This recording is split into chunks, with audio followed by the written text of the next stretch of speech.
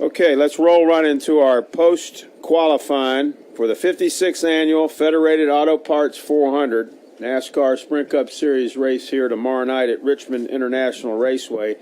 And making his 8th front row start this year, which is a career best in the Sprint Cup Series, is Kurt Busch. And he'll start on the outside pole. He drives the number 78 Furniture Row Beauty Rest Chevrolet. And Kurt certainly had to feel good about that qualifying effort. Just talk about it and what you think it means for tomorrow night. It was a great lap for us. We made a lot of changes, and it turned out to be a great lap. And I didn't know if it would stick for the pole or not. And we end up outside pole, which I think now that's, like you said, 7 outside poles for us this year. 8. It's one pole and a bunch of outside poles. I don't know, that and a dollar bill gets you a big gulp, but it's cool that we're on the front row and hanging out up front with Gordon. And, the way that it shakes out, it's just a front row starting spot, which is great for our crew guys. We'll have a good pit box selection. We'll probably choose the one with the opening that's in front of it, back around, I think, pit box 17.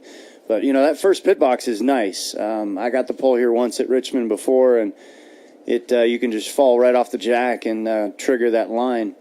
And so we'll see that 24, use that to his advantage all night. And so we know that that little bit of difference in the lap time we just ran will give him a nice advantage all night long. So our guys will know that. And then once we settle into the race, it's a matter of just making sure we focus on our drive off and not spin those rear tires. But this is cool. I mean, here we are, the 2 guys battling it out for the last spot. It's like the bottom of the 7th. I feel like we got a one-run lead, and it's off to the final few innings. Thank you, Kurt. We'll take questions. We'll go here with Jenna and then to Stan. Go ahead, Jenna, and then to Al. Jennifer, AB.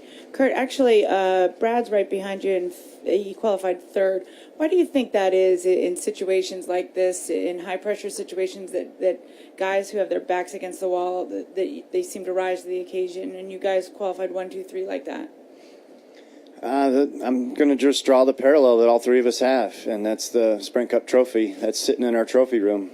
But it also comes down to great teams making the adjustments to know how the track speed is going to pick up, and then the driver has to drive with that increased speed. I mean, we picked up 0.8 from where we practice.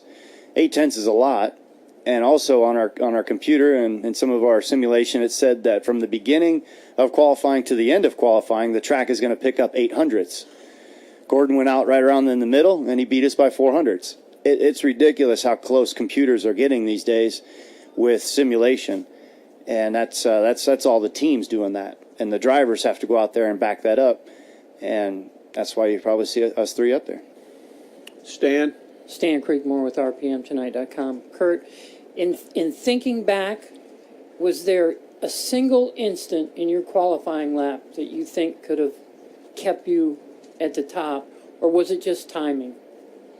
The track going out 5th, it was very early to go out, but we also had cloud cover in the beginning, and I think that helped us equalize some of that track conditions picking up, a quicker pace towards the end. But I don't know, look at turn 2 maybe, and didn't quite swat the throttle as hard as I maybe could have, but I also watched Brad slip his tire off turn 2 and end up 3rd. So we're going to take 2nd. We came from all the way back in 19th in practice. Now we're outside pole, and now we get into our comfort zone of going through the debrief and looking at our setup notes. Maybe we can translate a couple things from our Q run and add them to race trim and carry those with us all night long. Go Al, and then over to Bob. Go ahead, Al. Kurt, Al Pierce from Auto Week. Sort of like Stan's question, watching the monitor and watching the tracker, it seems like if you ever get below into the red, nobody ever comes back up. Is that the way it is? When you feel like you missed a turn, do you know you're probably not going to get it back? Not you, but everybody in general. When you're at a short track, there's really no time to gain that little slip. I'm having a hard time explaining, but at a short track, anytime you throw away, you're never going to get it back. At a mile and a half, you can get it back on the other end of the track because there's that much more space left of the track distance. I learned that in drag racing. In a quarter mile, there is no time to waste. And once you throw away a thousandth, you're never going to get it back. So the moment you feel like at a short track that you slip, well, there's only half or 3/4 of a mile around here, you can't get that time back. Far right, Bob. Bob Pepper, Sporting News. Do you expect a lot of dicing on the first lap for you guys to try to get that bonus point between the three of you? Yeah, there's the bonus point for leading the lap, and I'm looking at our car over the long run. We've got a job to do to complete 400 laps, and the first one isn't the important one. It's the lap 400.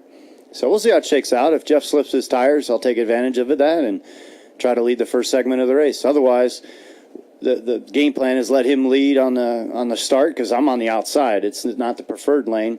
And then by lap 10, we'll see how the sequence pans out, or even sooner, if our car is going to come to life and pass and want to pass his. Right here. Kurt, Libby Hughley with Clear Channel Radio, DC. You are a strong Richmond racer. Are you glad this is the track you have for the chase?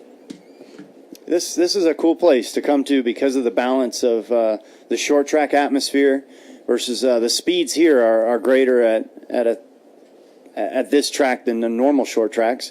And then the tire drop off. The pace is so fast for qualifying. And then by lap 30, you're going to hear everybody on their radios asking for rear grip. The rear's sliding all around. The rear can't hook up.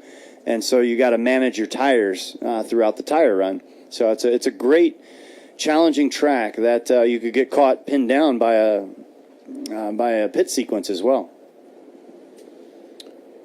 Any other questions for Kurt? Kurt, good effort out there tonight. Good luck tomorrow night. Thank you. Thank you.